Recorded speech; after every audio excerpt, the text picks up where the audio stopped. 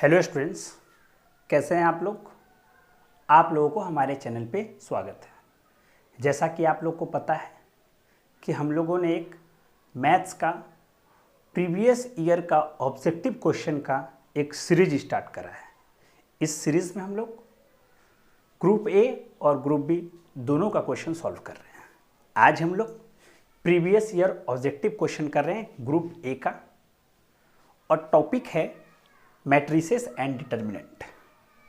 ये matrices and determinant का last है 2016 ऑड। इसके बाद हम लोग ट्रिग्नोमेट्रिक स्टार्ट करेंगे। अभी तक हम लोगों ने परमुटेशन, कॉम्बिनेशन और बाइनोमियल थ्योरम कंप्लीट करा। फिर हम लोगों ने कोऑर्डिनेट ज्योमेट्री कंप्लीट करा।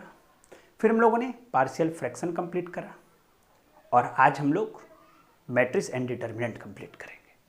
तो क्या है पहला क्वेश्चन, सो सुनना। बोलता है कि एक मैट्रिक्स है ए बी सी डी दिया हुआ। तो बोलता है देन के ए इज, अच्छा यहाँ पर के एक नंबर है, ये बात हमेशा ध्यान में रखना है कि के क्या है, नंबर है।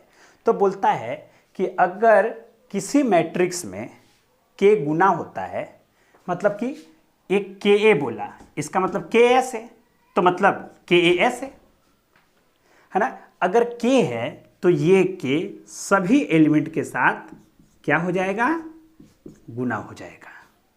बोलो क्लियर एकदम अच्छे से। तो ऑप्शन नंबर क्या है, ऑप्शन नंबर ए सही होगा।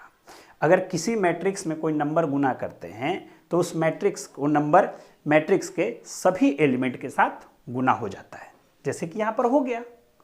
अच्छा, दूसरा बोलता द वैल्यू ऑफ, ये सिंबल दिया हुआ है, मतलब कि ये डिटर्मिनेंट का सिंबल है। तो बोलता है इसका वैल्यू क्या होगा। तो क्या करें, तो इसका डिटर्मिनेंट निकालने के लिए इन दोनों को क्रॉस प्रोडक्ट करें, मतलब कि इन दोनों को गुना करें। तो एक्स आएगा, माइनस सिंबल दें, और फिर ये दोनों को गुना करें। तो ये दोनों को गुना करेंगे तो माइनस वाई आएगा। तो टोटल हम देख रहे हैं कि एक्स प्लस वाई आ गया। तो ऑप्शन नंबर सी आ गया। बोलो क्लियर एकदम अच्छे से। चलो आगे बढ़ते हैं, है ना, आ जाओ। चलो नेक्स्ट दो क्वेश्चन और करते हैं। बोलता है कि if A is 4 into 5 matrix, A जो है वो क्या है, तो 4 into 5 है, and B is 5 into 4 matrix, then A B will be dash order. तो जब ए और बी को गुना करेंगे तो ऑर्डर क्या आएगा। तो सबसे पहले देखते हैं कि ए और बी गुना होगा कि नहीं। तो हमको इन दोनों का गुना करना है। तो याद है, पहले का कॉलम दूसरे का रो सेम होगा तो ही गुना होगा। तो पहले का कॉलम और दूसरे का रो सेम है तो गुना होगा। तो जो सेम है पहले का रो को मिटा दो, सॉरी पहले का कॉलम को मिटा दो और दूसरे के रो को मिटा दो। तो क्या बच गया, तो 4 into 4 बच गया। तो वही ऑप्शन हो जाएगा सही। तो 4 into 4, ये ना 4 है। कितना आसान है। अच्छा देखो नेक्स्ट क्वेश्चन बोलता है इफ ए इज इतना और बी इज इतना, देन 2a + 5b। तो सबसे पहले 2a निकालते हैं। तो 2a मतलब a में 2 गुना करना है। तो 2 गुना करने का मतलब सबसे गुना हो जाएगा। तो बोलो कितना हो जाएगा, देखना। तो ये 14, 2 गुना होगा ना, 18, 16 और 8। अच्छा, और इसमें कितना गुना करना है, बी में 5। तो अगर 5 यहां तो 5 यहां, तो मतलब 5 गुना होगा तो सब में गुना होगा। तो सुनना, 20 40, अरे 20 40 माइनस 10 15। अब हमको इन दोनों को क्या करना है, तो जोड़ देना है, क्योंकि ये है 2a प्लस ये है 5b, है ना। तो जोड़ते हैं। तो सो सुनना, तो जोड़ते हैं। तो यहां का जोड़ यहां के साथ 34, यहां का जोड़ यहां के साथ 58, यहां का जोड़ यहां के साथ 6, यहां का जोड़ यहां के साथ 23। तो ऑप्शन कौन सा सही है ना, ये 23 ही है ना, ये 23 ही है ना। हाँ ये 23 ही है, सॉरी ऑप्शन गलत है, यहां पर 23 ही होगा, है ना, 23 ही लिखा हुआ है। चलो बोलो क्लियर है। तो आसानी से हम लोग कर लिए, कुछ गड़बड़ करा गया ना, सही करा, ठीक है, हाँ सही है, ठीक है, 23 ही होगा। बोलो क्लियर है। तो ये ऑप्शन नंबर बी सही हो गया। ठीक है। तो ये क्वेश्चन आया था 2016 ऑड में, ठीक है।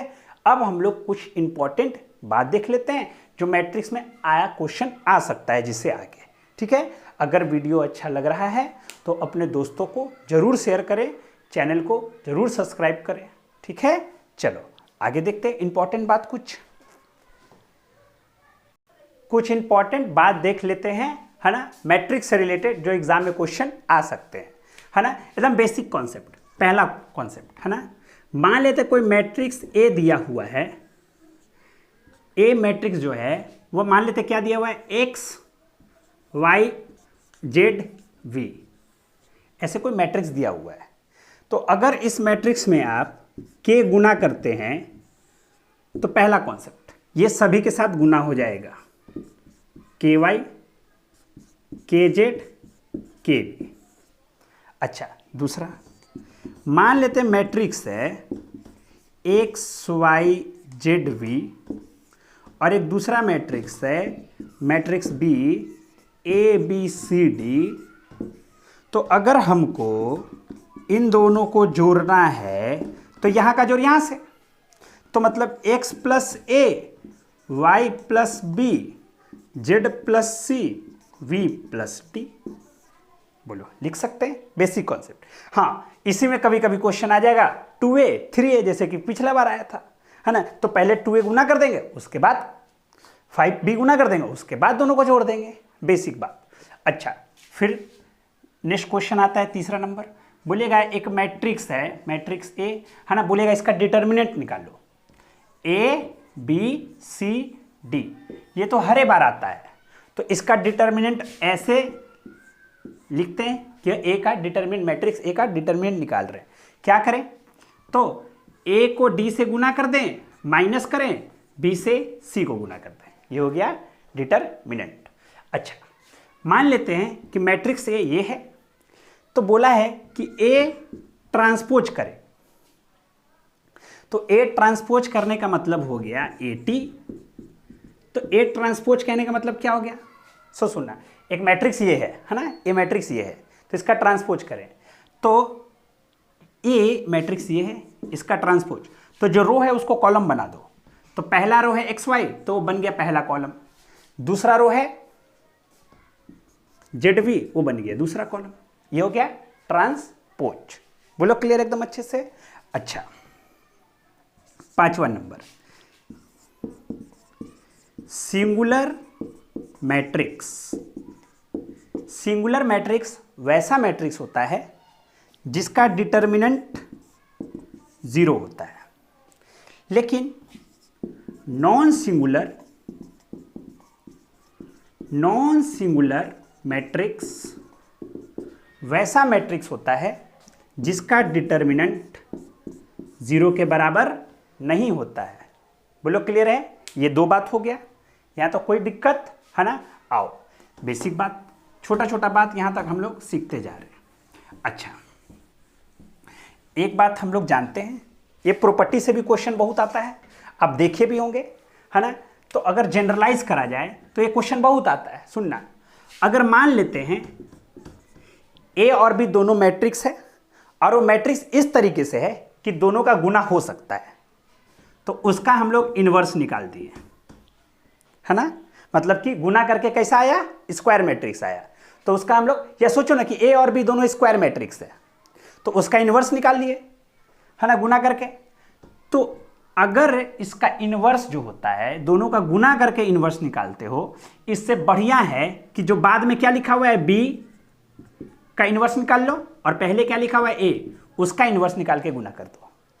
उसी प्रकार से अगर ए और बी दोनों का ट्रांसपोज करते हो, गुना करके ट्रांसपोज निकालते हो, तो इससे बढ़िया है बी का अलग से ट्रांसपोज निकालो और उसका गुना कर दो ए का ट्रांसपोज से। बोलो क्लियर है, छोटा बात। अच्छा, इंपॉर्टेंट बात क्या, कि हमको पता है कि इफ 2 रो और कॉलम आर आइडेंटिकल, अगर 2 रो और कॉलम आइडेंटिकल हो जाए, है ना, तो उसका डिटर्मिनेंट क्या होता है, 0 हो जाता है। बोलो क्लियर है। अच्छा, अब सुनेंगे लास्ट 10वां पॉइंट, इससे भी क्वेश्चन आता है। बोलता है कि मान लो एक मैट्रिक्स है m इंटू एन और उसका गुना कर दिए एक मैट्रिक्स से n इंटू पी, तो गुना होगा कि नहीं होगा। तो देखो पहले का कॉलम और दूसरे का रो सेम है, ये मैट्रिक्स बी है, सेम है, पहले का कॉलम और दूसरे का रो सेम है, तो गुना होगा। तो जो आंसर आएगा वो एक नया मैट्रिक्स आएगा, उस मैट्रिक्स का नाम दे देते हैं सी, या ऐसे लिख देते हैं कि जो मैट्रिक्स आएगा वो तो मैट्रिक्स ए बी का गुना होगा, और ए बी का जो गुना हो जाएगा उसका ऑर्डर क्या होगा, तो जो बच कौन कौन गया, तो इधर से एम और इधर से पी, तो एम इंटू पी उसका ऑर्डर होगा। ये जनरलाइज है, इतना ही से मिला जुला के क्वेश्चन एग्जाम में पूछा जाता है। बोलो क्लियर है। चलो फिर ये नेक्स्ट क्लास में, मतलब नेक्स्ट जो होगा टॉपिक वह होगा ट्रिग्नोमेट्रिक का, तो हम लोग ट्रिग्नोमेट्रिक का स्टार्ट करेंगे, है ना। Thank you very much.